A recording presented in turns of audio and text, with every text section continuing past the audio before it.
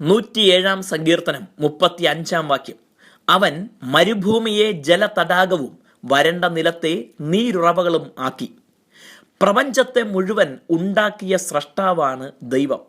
അവിടുന്ന് സൃഷ്ടിക്കുക മാത്രമല്ല, തൻ്റെ ഇഷ്ടപ്രകാരം അതിൽ മാറ്റങ്ങളും വരുത്തുന്നു.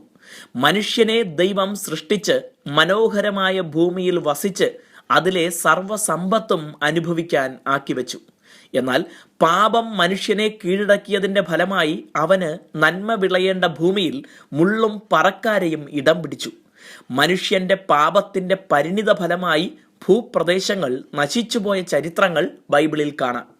നോഹയുടെ കാലത്തെ ജലപ്രളയവും ദുഷ്ടത കഠിനമായി തീർന്ന സോദോം ഗോമോറ ചാവുകടലായി തീർന്നതും ഉദാഹരണങ്ങളാണ്.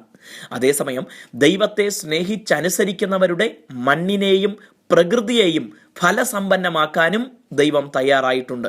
അതിനുദാഹരണമാണ് അബ്രഹാമിന് ലഭിച്ച കനാൻ ദേശം. ഒപ്പമുണ്ടായിരുന്ന ലോത്തിനോട് ഇഷ്ടമുള്ള ദേശം തെരഞ്ഞെടുക്കാൻ ആവശ്യപ്പെടുമ്പോൾ താൻ കനാൻ ദേശത്തിന്റെ കിഴക്ക് ഭാഗത്തേക്ക് പോയത് കാണാം. ലോത്ത് ഉപേക്ഷിച്ച ഈ ഭൂപ്രദേശം പിന്നീട് ഇസ്രായേൽ ജനത്തിനു വേണ്ടി ദൈവം പാലും തേനും ഒഴുകുന്ന ദേശമാക്കി തീർത്തു. ഇന്നും പലർക്കും തങ്ങൾ പാർക്കുന്ന ഭവനവും തങ്ങളുടെ വസ്തുവകകളുമൊക്കെ ഫലപൂർണമല്ലെന്നും സന്തോഷകരമല്ലെന്നും തോന്നാറുണ്ട്. ആകയാൽ വീടും സ്ഥലവുമൊക്കെ മാറണമെന്ന് ചിന്തിക്കുന്നവരുണ്ട്.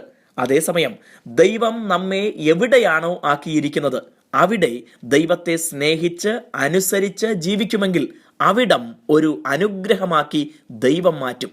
നമ്മുടെ വീടുകളും നമുക്കുള്ള വസ്തുവകകളും ദൈവത്താൽ അനുഗ്രഹിക്കപ്പെടും.